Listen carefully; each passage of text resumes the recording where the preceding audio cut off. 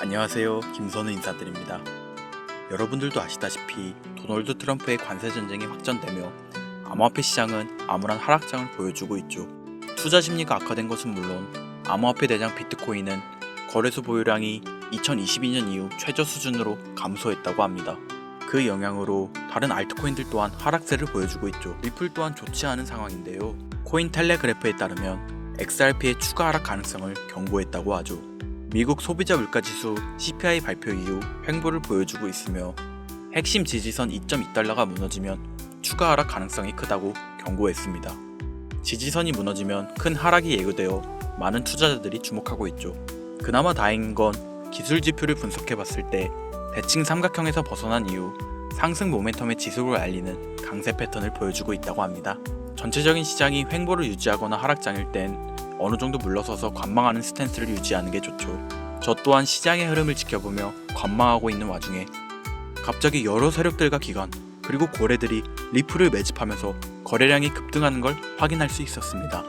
그래서 저는 리플을 매집하고 있는 기관과 세력, 고래들의 움직임을 조사하다가 아직 사람들에게 알려지지 않은 비밀 정보를 발견하게 되었습니다. 아, 이래서 고래들이 리플을 매집했구나 싶더라고요. 모든 코인은 폭등을 보여주기 전 역사적으로 똑같은 패턴을 반복했습니다. 바로 고래들의 대량 매집이 이루어진다는 거죠. 최근 이런 비슷한 행보가 작년 11월에도 있었죠. 횡보를 반복하며 투자 심리는 악화되어 있는 그 시기가 지나 결과는 어땠나요? 한 달 만에 500% 상승, 세 달 만에 1000% 상승하는 놀라운 결과를 보였습니다. 지금 리플이 작년 11월과 똑같은 행보를 보여준다는 거죠. 그뿐만 아닙니다. 암호화폐를 규제하던 전 SEC 위원장 게리 겐슬러가 공식 사임한 이후 리플이 SEC와의 소송이 사실상 끝이 나고 친암호화폐 인사를 상품선물거래위원회 CFTC 자리에 앉히는 등 가상자산 업계에 큰 변동이 일어나고 있다는 겁니다. 가상자산 업계의 혁신과 고래들의 대규모 매집, 뭔가 느낌이 오시지 않나요? 고래들이 혹한 리플의 비밀 정보, 지금 바로 공개하겠습니다. 버크셔 해서웨이라는 기업 많이 들어보셨죠? 버크셔 해서웨이는 세계적인 투자 지주 회사로 워렌 버핏의 회사로 매우 유명한 회사입니다. 시총이 무려 1000조나 되는 어마어마한 규모의 회사이죠. 이런 버크셔 해서웨이가 가지고 있는 대표적인 회사, 어떤 회사가 있을까요? 그 중 하나가 바로 아메리칸 익스프레스입니다. 아실 분들은 아시겠지만 아메리칸 익스프레스는 신용카드사와 은행업을 중심으로 한 미국에서 가장 큰 규모의 회사 중 하나이자 금융업의 대표주자이죠. 그리고 특징은 아메리칸 익스프레스는 워렌 버핏의 버크셔 해서웨이가 최대 주주로서 무려 20%가 넘는 지분을 보유하고 있죠. 쉽게 생각하면 워렌 버핏의 회사인 버크셔 해서웨이가 아메리칸 익스프레스를 소유하고 있다라고 생각하면 되겠죠. 또한 뱅가드 그룹이 6.3%, 블랙록이 6.1%를 보유하고 있는 전망이 좋은 기업이라는 겁니다. 이런 아메리칸 익스프레스는 리플의 핵심 파트너입니다. 심지어 작년 8월에도 아메리칸 익스프레스는 송금을 위해 리플을 채택했다는 걸 알 수 있죠. 이 말은 워렌 버핏의 회사인 버크셔 해서웨이가 소유하고 있는 아메리칸 익스프레스에서 리플과 협업을 하고 있다는 말입니다. 워렌 버핏과 리플이 밀접한 관계가 있다는 뜻 아닐까요? 리플은 기본적으로 스위프트 때문에 만들어진 코인이죠. 여기서 스위프트가 무엇이냐? 스위프트는 서로 다른 국가에서 무역을 할 때 사용되는 화폐가 다르기에 기준을 만들어서 국제 무역을 진행하는 것이 스위프트입니다. 하지만 여기서 발생하는 수수료가 무려 20%나 되죠. 즉 너무 비싼 금액이죠. 그래서 이런 문제를 해결하고자 만들어진 것이 바로 리플 코인이라는 겁니다. 또한 리플은 ODL 시스템을 가지고 있어 단 몇 초 만에 전 세계 어디든 바로 송금을 할 수 있는 기술력 또한 보유하고 있죠. 수수료와 속도, 이 두 가지를 모두 잡을 수 있다는 겁니다. 그런데 지금 이 기술력을 미국이 질투하고 있다는 거죠. 그럼 여기서 생각을 해볼게요. 전 세계 최대 강국이 어디죠? 네, 미국이죠. 미국은 우스갯소리로 미국과 나머지 전 세계들의 국가들이 전쟁을 펼쳐도 미국이 밀리지 않을 거라는 이야기가 있을 정도의 강대국입니다. 단적인 예로 미국의 2022년 국방비 순위를 보시면 미국의 국방비 금액이 2위인 국가부터 10위인 국가인 국방비를 합친 것보다 무려 23%나 많은 금액을 국방비로 쓰고 있다는 겁니다. 물론 이것만으로는 단순 군사력을 비교할 수는 없겠으나 이 정도로 엄청난 초강대국이라는 거죠. 이 이야기를 왜 하냐면 미국은 전 세계의 패권을 쥐고 있는 강대국이라는 겁니다. 단순히 군사력뿐 아니라 경제력으로도 말이죠. 요즘 시대는 힘으로 찍어 누르는 시대보다 자본주의 세상이기에 경제 패권이 엄청나게 중요하다는 거예요. 지금 전 세계 공용화폐로 쓸 수 있는 유일한 화폐는 바로 달러입니다. 하지만 이제는 세상이 많이 바뀌었어요.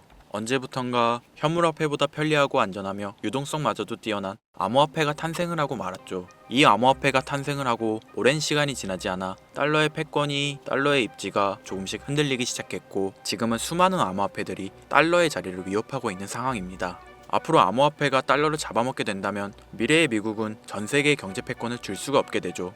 그래서 어떻게 하고 있죠? CBDC, 센트럴 뱅크 디지털 커런시, 즉 중앙은행 디지털 화폐. 미국에선 이 CBDC를 이용해서 달러를 디지털화시킬 계획을 가지고 나왔다는 거죠.